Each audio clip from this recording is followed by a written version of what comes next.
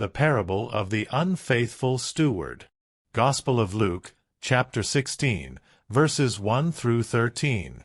And he said also unto his disciples, A certain man was rich, and had a steward, against whom it was denounced to him that he was wasting his property. And calling him, he said to him, What is this I hear of thee? Give an account of thy stewardship, for thou canst no longer steward.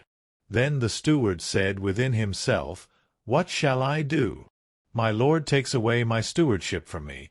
I cannot dig, I am ashamed to ask. I know what to do, that they may receive me into their houses, when I am removed from stewardship.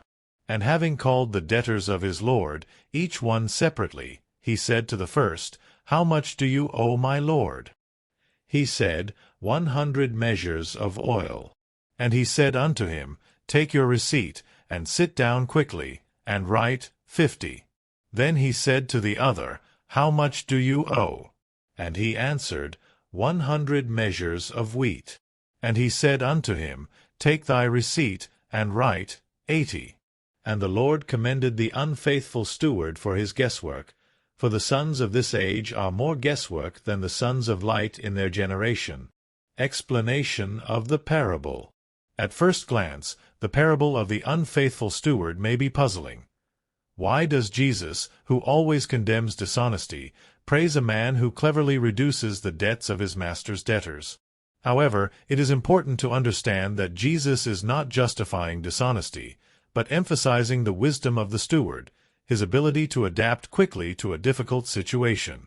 The symbolism of this parable is multi-layered. The master is a symbol of God, to whom everything belongs. A steward is a person who is temporarily entrusted with the stewardship of material goods. Debtors, people who have obligations to God. Changed receipts, a symbol of mercy and ability to manage resources for the future. The main idea of the parable is a call to use resources wisely. A person should use the gifts he or she has not only for personal good, but also to build relationships, help others, and prepare for future life. Life application.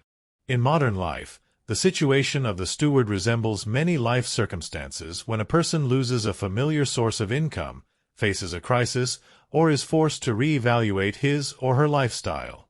For example, loss of a job. Imagine a person who has been working in a high position for a long time, but due to the economic crisis finds himself unemployed. Instead of despair, he uses his connections, helps former colleagues, and then finds a new job thanks to his entrepreneurial spirit. Financial hardship. If a person realizes that he has problems with debts, he can show ingenuity, revise his expenses, negotiate lower interest rates on loans, or start developing new sources of income. Charity. The steward could have simply disappeared with the remaining funds, but he or she chose to use them to build future relationships. In real life, this manifests itself when a person, even in difficult circumstances, helps others, for example, by volunteering or free mentoring. Moving into a new sphere. If a person realizes that their previous job is not fulfilling or stable, they may be wise to change careers through training or mentors. Invest in relationships. A person who allocates his or her resources properly realizes that what is more important is not accumulating money, but building trusting relationships that can help in the future. Developing personal skills. In critical moments, the ability to adapt, learn, and find out-of-the-box solutions can be the key to new success. Contemporary examples. The story of the wrong manager is reflected in modern realities. Businesses and crises. When a large corporation faces bankruptcy, some managers find unconventional solutions, changing strategies, lowering prices, compromising with creditors to save the company. Politics. In politics, there are often cases when the ability to negotiate and find compromise solutions helps to save career and even get new opportunities. Community action. Charitable organizations, despite financial constraints, find ways to help those in need by using resources more efficiently. Freelancing and self-development. People who have lost a stable job often learn new professions and start working remotely, creating new career prospects for themselves. Startups and entrepreneurship. Many entrepreneurs use unconventional approaches in times of crisis, finding alternative sources of funding and entering new markets. Athletic careers.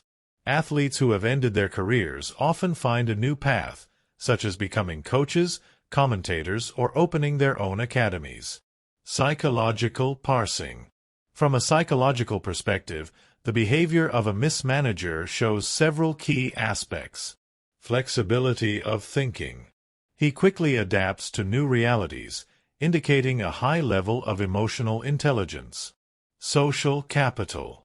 He recognizes that human connection can be more important than money and invests in relationships. Lack of fear of change. Instead of wallowing in self-pity, he takes proactive steps for his future. These qualities are essential for anyone in crisis.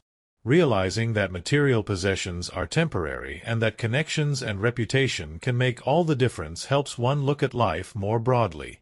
Conclusion. The parable of the unfaithful steward is not just a story about a cunning servant, but a profound lesson about wisdom, stewardship of resources, and the importance of human relationships. It teaches us not to be afraid of change, to use every circumstance for good, and to remember that true wealth is not money, but the people we support and who support us in times of need. As Jesus said at the end of the parable, "No one can serve two masters, for either he will hate the one and love the other, or he will be diligent to the one and neglect the other. You cannot serve God and mammon." Gospel of Luke, chapter 16, verses 1 through 13. This call reminds us that money and material goods are only tools. What matters is whether we use it for good or for bad. And that is the real meaning of the parable. Dear listeners, thank you for the time spent together. Subscribe to the channel, put likes and write how you like this story. Click on the bell not to miss new videos and see you soon.